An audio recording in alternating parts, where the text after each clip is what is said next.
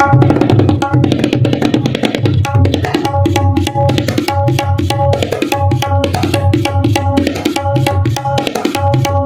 काही प्रकार घडलेला आहे, मतदानाच्या वेळी जो गोंधळ झालेला आहे, भाजपा कार्यकर्त्यांना मारहाण केलेली आहे, तर या बाबतीत आपण तक्रार देखील दाखल केलेली आहे. काय नेमकं?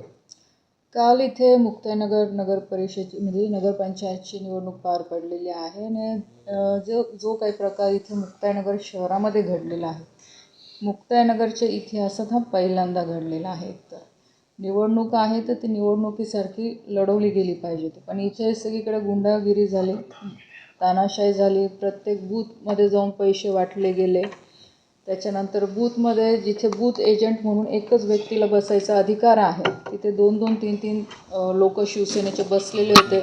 त्यांनी मतदारांवर पूर्णपणे दबाव आणायचा प्रयत्न केला आणि पूर्ण शहरामध्ये दहशत त्यांनी ह्या लोकांनी पूर्ण तिथे तयार केली आणि लोकांना पूर्ण दडपण्याचा इथे प्रयत्न केला गेला.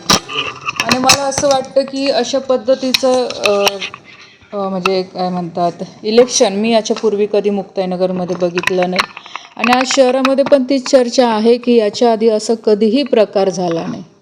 तर इथल्या आमदार जे एवढं मतदानाच्या वेळेस म्हणजे आपल्या प्रचाराच्या वेळेस म्हणत होते की म्हणजे रक्षा खडसेंचे आरोप हे खोटे आहे, इथे कोणत्याही प्रकारची गुंडागिरी नाही आहे, तर त्यांच्या वागण्यावरनं त्यांनी हे सिद्ध करून दाखवलं सगळ्या जनतेला.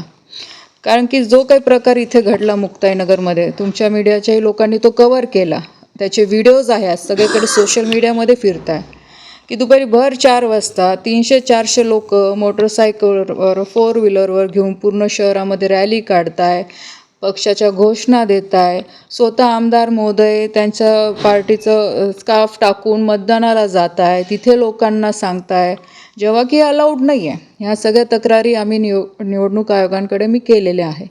तर मला असं वाटतं की ज्या गोष्टीसाठी मी उभी होती आणि लोकांना मी अपील केलं होतं की मुक्ताईनगर शहरामध्ये तालुक्यामध्ये गुंडागिरी आज सेनेच्या लोकांची वाढलेली आहे आमदारांच्या माध्यमातून आणि ते काल ह्या माध्यमातून सिद्ध झालेलं आहे. या संदर्भात काही तुम्ही गृहमंत्र्यांकडे तक्रार करणार का? कारण गुंडगिरी वाढल्याचा आपण आरोप करताय. त्या ठिकाणी 2 वेळा आपल्याला मुक्ताईनगर पोलिसात जावं लागलेलं आहे, वारंवार तक्रार. नक्कीच मी कालच मुख्यमंत्री मोदयांशी या विषयावर चर्चा पण केलेली आहे आणि आता जसं कारण आता माझं पण अधिवेशन सुरू झालेलं आहे आणि मी साहेबांना जाऊन भेटणार आहे, या संदर्भातली सगळी माहिती देणार आहे, सगळे पुरावे देणार आहे.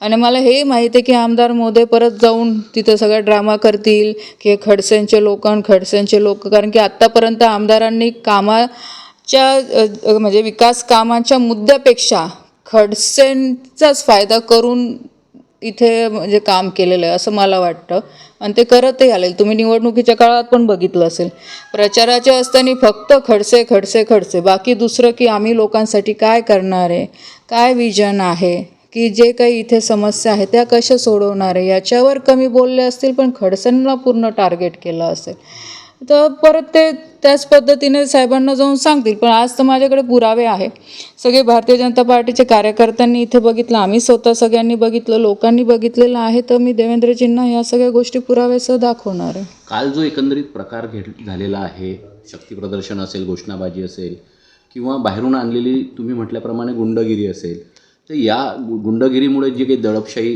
दाखवलेली गेलेली आहे त्यामुळे कुठेतरी मतदानावर परिणाम झाला असं वाटतं तुम्हाला? नक्कीच झाला असेल. आता मी आज सकाळी आढावा घेत होते की मुस्लिम प्रभागातल्या बऱ्याचशा महिला बाहेर पडल्या नाही, 17 नंबरच्या प्रभागाच्या महिला बऱ्याचशा बाहेर पडल्या नाही, कारण की यांच्या लोकांनी सगळे गेटवर तिथे थांबून ठेवलेलं होतं.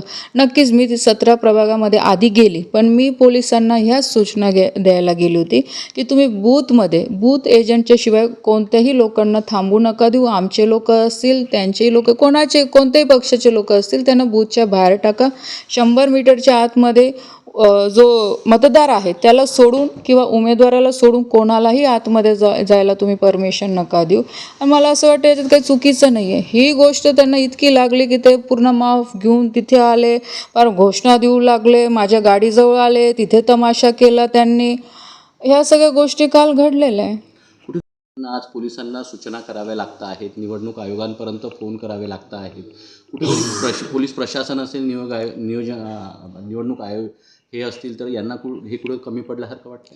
बघा, पोलीस फोर्स पूर्ण होती, पण मी तेच सांगितलं ना, इथे पोलिसांना पण त्यांनी एवढं घाबरून ठेवलेलं आहे, एवढं प्रेशरमध्ये ठेवलेलं आहे की म्हणजे की कोणीच काहीच काम करायचं नाही ना, आम्ही बोलू तेच बरोबर आणि आम्ही बोलू त्याच पद्धतीने इथे लोक पण वागतील, अधिकारी पण वागतील, ह्या अनुषंगाने इथे काम करून ठेवलेलं आहे. काही वरती जर आम्ही विषय सांगायला गेलो, नाही नाही नाही, हे एकनाथ खडसेचे माणसं आहे म्हणून यांची बदली इथे करू नका, या अधिकाऱ्याला इथे देऊ नका, तेच मी सांगितलं. खडसेंचं फक्त नाव घेऊन त्यांनी त्यांचा फायदा करून घेतला आणि इथे सही गुंडागिरी पसरायचं त्यांनी काम केलं.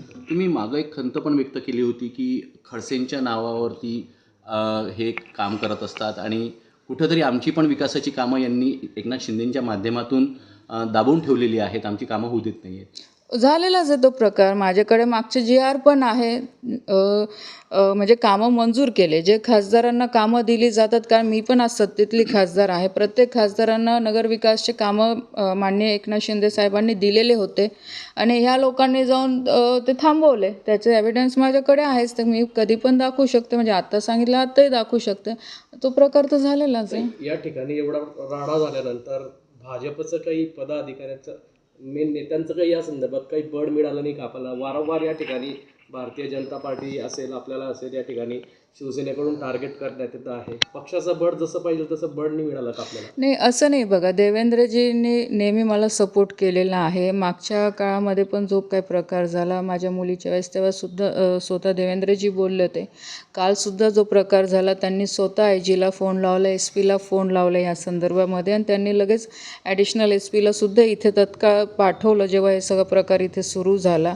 असं काही नाही. आणि देवेंद्रजींनी नेहमी त्यांचा सपोर्ट असतो, कारण की ह्या निवडणुकीमध्ये स्वतंत्र भाजपचं पॅनल लढवावं, कारण ही माझी इच्छा होती. कारण की इथे शिंदे गटाचे आमदार काही ठराविक भाजपच्या लोकांना घेऊन त्यांनी फक्त हे ठरवलं होतं की 2-3 लोकांना 2-3 जागा आम्ही इथे सोडायचं. पण जो स्थानिक भाजपचं इथे पदाधिकारी आहे, जसं अशोक कांडेलकर झाले, आमचे तालुक्याचे अध्यक्ष बाकीचे झाले, जसं मी झाले, आम्हाला कोणताही विश्वासात न घेता त्यांनी ह्या सगळ्या गोष्टी करायचा प्रकार इथे केलेला होता.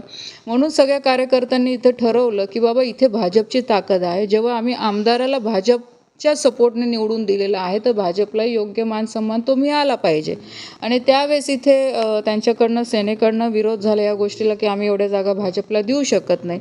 आणि ही गोष्ट आम्ही आदरणीय देवेंद्रजींना सांगितली की तुम्ही एक वेळ आम्हाला संधी द्या इथे पूर्ण पॅनल लढवायची, कारण की भाजपचा हा बालकिल्ला राहिलेला आहे आधीपासनं. आणि ज्या पद्धतीने या लोकांची इथे दडपशाही सुरू आहे, कुठे ना कुठे आपणही या गोष्टीला विरोध करणं अत्यंत गरजेचं आहे. जरी आम्ही युतीत काम करत जरी असलो तरी ज्या अनुषंगाने लोकांनी, ज्या विश्वासाने लोकांनी आम्हाला निवडून दिलेलं आहे, तर आमची पण जबाबदारी आहे की लोकांना इथे सुरक्षा दिली पाहिजे किंवा लोकांना असं वाटलं पाहिजे की बाबा इथे कोणतं दडपशाहीचं इथे सरकार नाही आहे किंवा इथे कामं होत नाही. अशा पद्धतीचं वातावरण पण लोकांमध्ये असणं गरजेचं आहे. पण फक्त एकतर्फी इथे कारभार सुरू जो होताना आम्हाला दिसत होता, त्याला आम्ही विरोध केला. आणि आदरणीय देवेंद्रजींनी या गोष्टीला आम्हाला सगळ्यांना सपोर्ट केला. त्यांनी सांगितलं की तुम्ही लढवा, मी तुमच्यासोबत आहे. आणि पूर्ण भारतीय जनता पार्टी तालुक्याची आमच्यासोबत होती, याच्यात कुठेही दुमत नाही.